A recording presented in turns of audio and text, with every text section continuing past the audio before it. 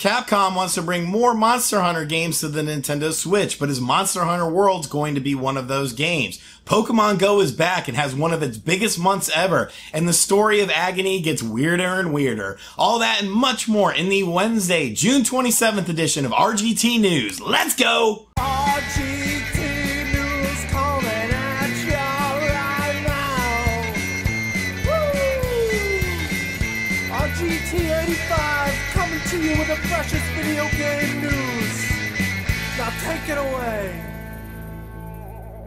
So Monster Hunter is one of Capcom's biggest franchises, and so far it has not hit the Nintendo Switch. Monster Hunter Generations Ultimate will be coming to the Nintendo Switch stateside this August, and was released last year for the Nintendo Switch exclusively in Japan, and now it's finally being translated and brought stateside. But a lot of people are hoping for a new Monster Hunter game. Of course, Monster Hunter Worlds came out on the PS4, the Xbox One, and Steam, and is now the best-selling Monster Hunter game of all time. It definitely switched up the formula a bit, but it was a game that really resonated with people. They released it early in the year, and people really seem to enjoy this new style, a bit more action and fast-paced Monster Hunter that Capcom brought to the table. Capcom's relationship with Nintendo has been pretty spotty. There's been some good periods of time and bad periods of time, and the Switch has been mostly somewhat decent. Still would be nice to see Resident Evil come stateside to the Nintendo Switch with their cloud service, but it looks like Capcom wants to bring more Monster Hunter to the Nintendo Switch. But is Monster Hunter Worlds going to be one of those games?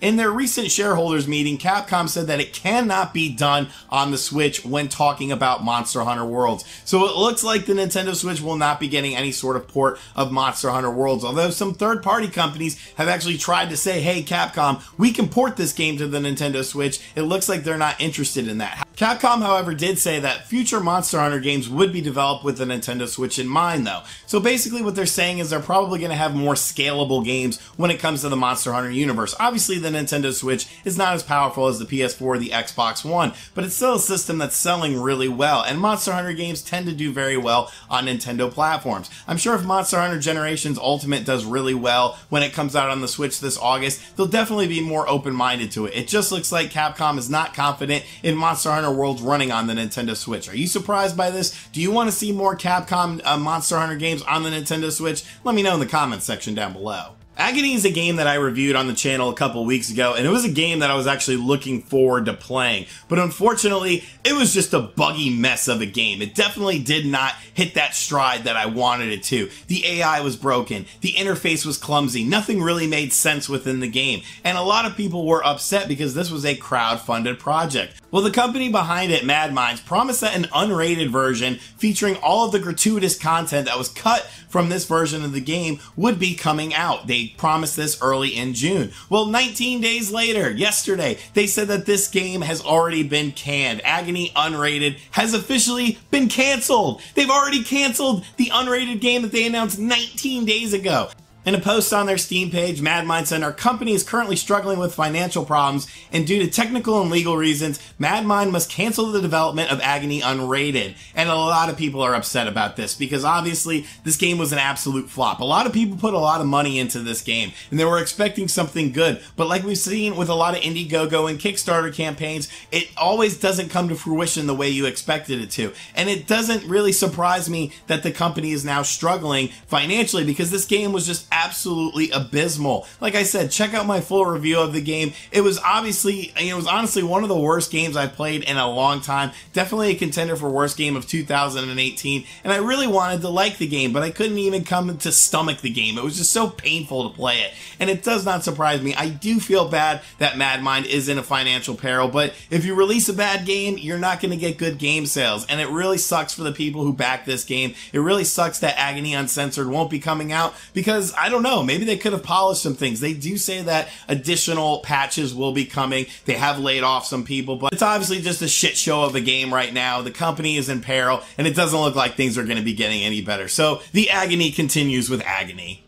Fortnite is a free-to-play game that I really enjoy playing. It's one of my guilty pleasures, and I've done a lot of Fortnite-related stuff on the channel. But did you know that there are people out there that spend a lot of money on Fortnite? Which doesn't make sense to me, really. Everything in Fortnite that you can purchase is cosmetic. Sure, you can get different dances, different costumes, different stuff like that, but it doesn't really impact your gameplay. Well, in a recent study taken by a student loan platform called LendEDU, the grand total of a Fortnite average player spends on the game is $84.67. $84.67 on a free-to-play game for cosmetic stuff. That absolutely blows my mind. I know there's season passes where you can get different sort of costumes and stuff. The only person I know that has actually put money into the Switch version of Fortnite was Wood. He likes to have those costumes and stuff. I think it was like $10 for the season 4 pass to get different costumes, and you get an XP upgrade as well. But it doesn't impact the game, so I don't really care about it. I'm totally cool with whatever default character I get. Everything still plays the same.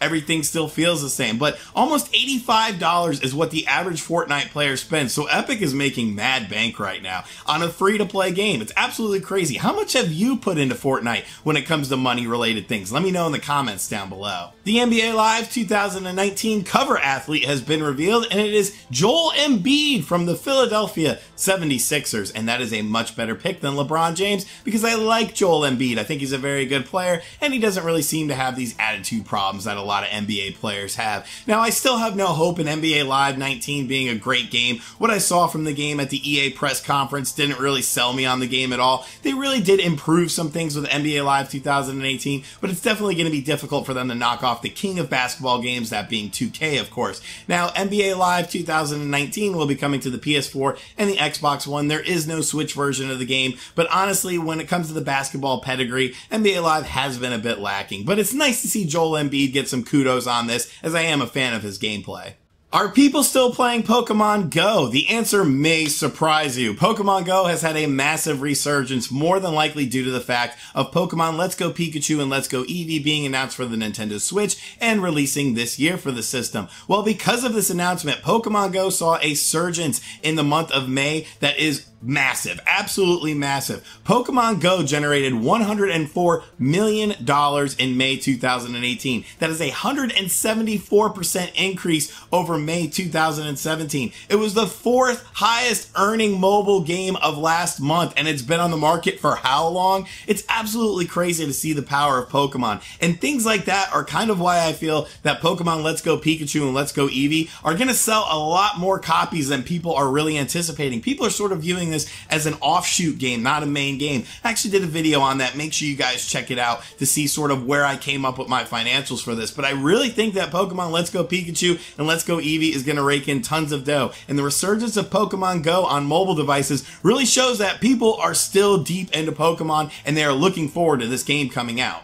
And finally, a random update came out Monday night for Mario Kart 8 Deluxe on the Nintendo Switch that added in the motorbike accessory, Nintendo Labo accessory, with functionality with Mario Kart 8 Deluxe. Now you can put your Switch in that little motorbike-like thing and play with that as a motion controller. And a lot of people were surprised by this, myself included. I always thought it would be a good addition to Mario Kart 8 Deluxe, but I didn't really expect them to put it in that. But Nintendo has gone ahead and put it in there. And it looks like Nintendo is actually looking at other ways to incorporate Labo into already released games. In a statement put out by Nintendo, Nintendo said that Mario Kart 8 is the first game outside of Nintendo Labo software to receive Toy-Con support, and more titles will be compatible with Nintendo Labo in the future. Now, they didn't say anything beyond that, but I definitely think it opens the gateway to more sort of things. And I think it's kind of interesting, honestly. It actually makes you want to buy maybe just a motorbike accessory, which I feel like they should really be selling these things individually. You know, like $10 maybe for the motorbike accessory, and it just comes with that, so you don't have to buy the full Toy-Con kit.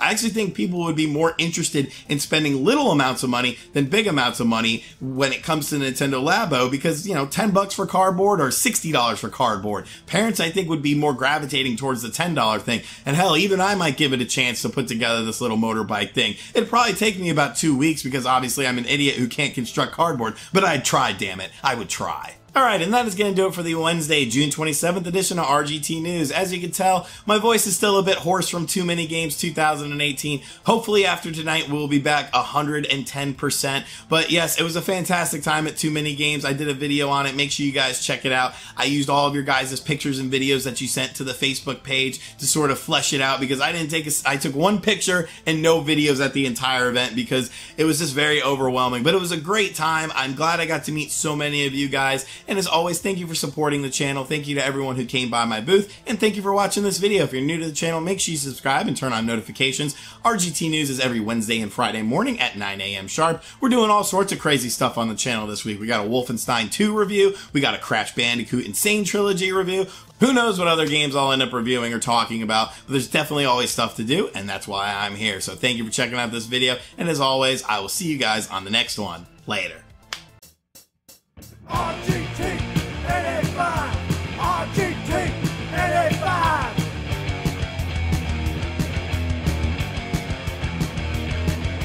RGT 885!